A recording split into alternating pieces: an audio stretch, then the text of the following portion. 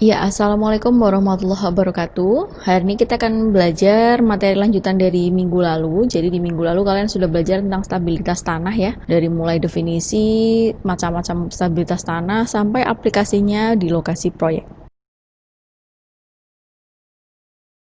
Nah, ini adalah contoh penurunan tanah di lapangan. Jadi kalian pasti pernah lihat ada bagian jalan. Kalau kalian melewati jalan, lalu ada beberapa bagian yang turun atau memiliki elevasi lebih rendah daripada yang lain ya, sehingga mengakibatkan adanya perubahan struktur dari suatu jalan. Itu adalah salah satu contoh dari adanya penurunan tanah. Kemudian ini yang versi lebih ekstrim sampai merusak struktur jalan. Nah, ini juga salah satu bentuk penurunan tanah. Jadi ini ada suatu berita bahwa penurunan tanah terjadi di Bandung, rumah di Gede Bage jadi basement. Jadi ini ceritanya, jadi di era 80-90-an, elevasi rumah ini itu sejajar dengan jalan. Kemudian sekarang, jadi setelah 30 tahun ya, kurang lebih, itu dia sudah turun ke bawah sehingga seakan-akan rumah ini merupakan basement, padahal bukan. Jadi elevasinya berubah. Nah, itu adalah salah satu dampak dari penurunan tanah, yaitu merubah elevasi. Ini adalah penurunan tanah. Jadi, jika kalian tanya apa yang menyebabkan adanya penurunan tanah, Bu? Jawabannya adalah tanah tidak mampu menahan beban yang disebabkan oleh pondasi dan bangunan yang ada di atasnya. Itu ya. Jadi, ketidakmampuan tanah dalam menahan beban. Kemudian bisa juga diakibatkan pemadatan yang kurang baik. Jadi, tanahnya kurang padat nih. Biasanya kalau kalian lihat proyek jalan, itu kan sebelum dihampar, dipadatkan dulu ya, ada roller yang bolak-balik sampai tanahnya padat. Nah, itu adalah salah satu upaya untuk meningkatkan kekuatan tanah dalam menahan beban di atasnya. Kalau tanahnya kurang padat, maka bisa dia kurang baik dalam menahan beban, sehingga terjadi settlement atau penurunan tanah. Kemudian penurunan tanah juga disebabkan oleh perubahan kadar air maupun adanya konsolidasi tanah. Nah, ini adalah jenis-jenis penurunan tanah. Yang pertama ada uniform settlement, jika kedua sisi dari bangunan turun bersama-sama dengan elevasi yang sama. Seperti contohnya di kasus yang Gede Bage tadi tuh. Jadi semuanya turun bareng-bareng sehingga elevasinya akan berubah bersama-sama. Kemudian yang kedua adalah tilt, jika salah satu turun, salah satu tidak, atau turun tapi elevasinya tidak sama.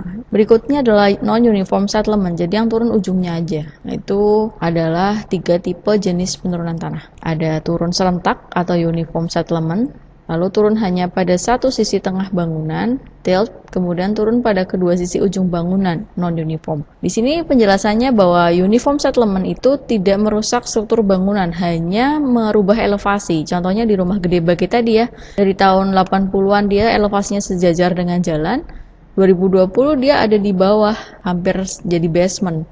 Nah, itu dia rumahnya tetap, cuman dia elevasinya berubah. Kemudian kalau yang kedua dan 3 itu dia merusak struktur rangka bangunan. Ya, jadi ada 3 jenis penurunan tanah yang perlu kalian ketahui. Kemudian ini adalah jenis penurunannya. Jadi ada penurunan segera, penurunan konsolidasi, dan penurunan konsolidasi berlanjut. Jadi kalau penurunan segera itu terjadi beberapa saat setelah si tanah itu menerima beban. Nah, kalau penurunan konsolidasi itu disebabkan adanya tekanan air yang berlebih akibat bebanan. Dan penurunan konsolidasi ini akan berjalan seiring dengan berjalannya waktu, yang jika terjadi dalam jangka waktu lama akan menyebabkan terjadinya penurunan konsolidasi berlanjut. Itu adalah 3 jenis penurunan tanah. Ada penurunan segera yang terjadi sesaat setelah ada pembebanan, kemudian ada penurunan konsolidasi yang terjadi akibat tekanan air pori berlebih akibat pembebanan yang terjadi bergantung pada waktu, dan konsolidasi ini terjadi dalam jangka waktu lama, maka akan menyebabkan penurunan konsolidasi yang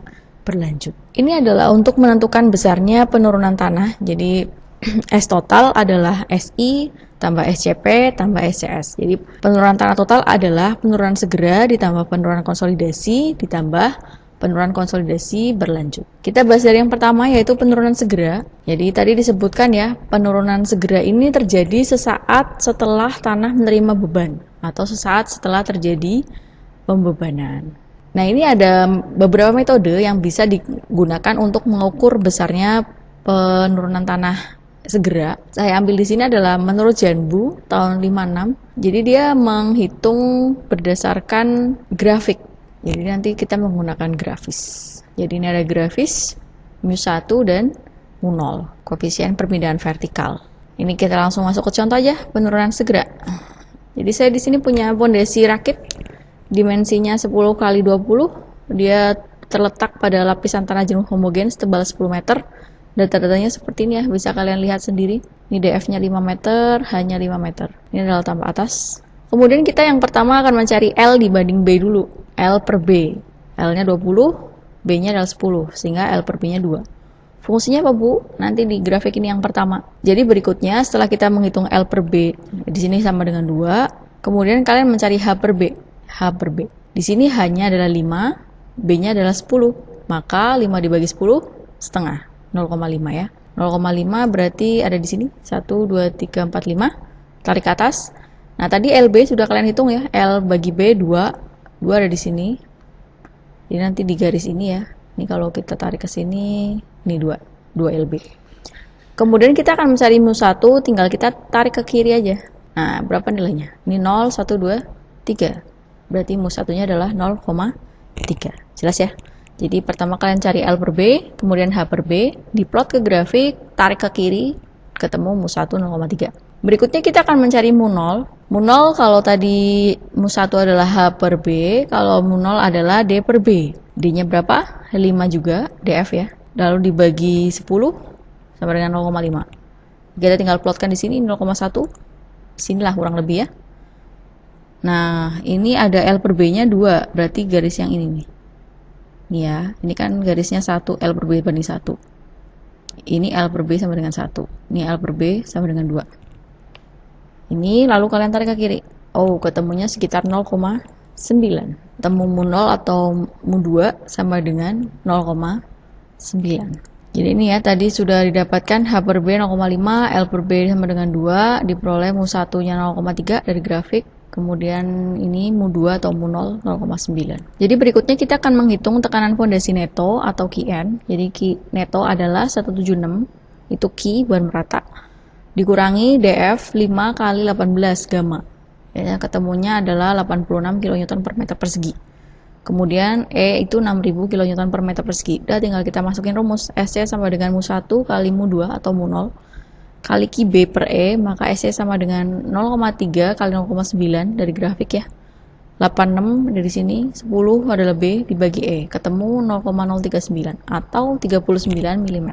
Nah ini ada catatan bahwa penurunan segera pada pondasi terjadi sekitar 7% lebih kecil.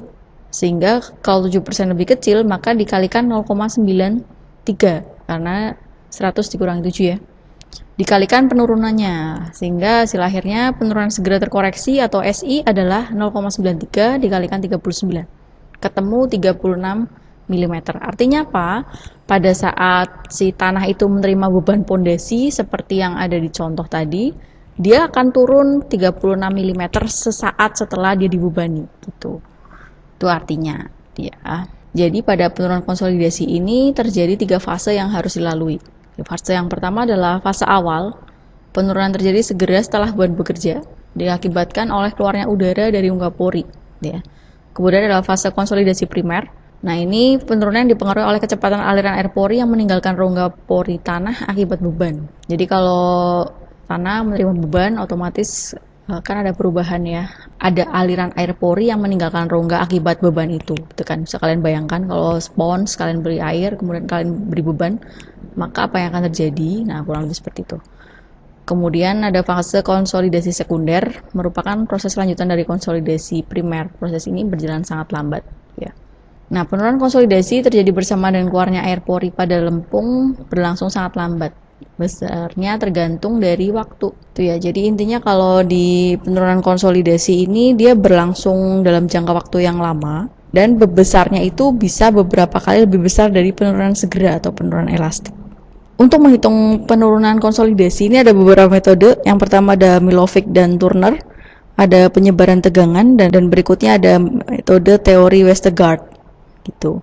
Nah, untuk penurunan konsolidasi ini belum kita bahas sekarang, jadi akan saya bahas di minggu depan secara khusus tentang materi konsolidasi. Jadi di minggu ini saya harapkan kalian tahu bahwa ternyata ada loh penurunan tanah itu. Jadi misalkan kalian sekarang sudah lewat jalan-jalan atau melihat rumah yang terjadi penurunan, nah itu kalian sudah tahu, oh ini mungkin sebabnya bisa karena yang pertama tadi, tanah tidak mampu menahan beban di atasnya sehingga konstruksinya akan ikut turun ya. Terus kalau kalian melihat jalan yang turun sebagian, oh ini berarti bisa akibat adanya tilt misalkan, karena mungkin pemadatannya kurang baik, misal seperti itu. Jadi kalian sudah akan lebih aware tentang kondisi lingkungan sekitar kalian jika terjadi penurunan tanah. Itu ya. Kemudian penurunan tanah ada 3 ya. Yang pertama adalah penurunan tanah segera atau elastis yang terjadi sesaat setelah ada bebanan.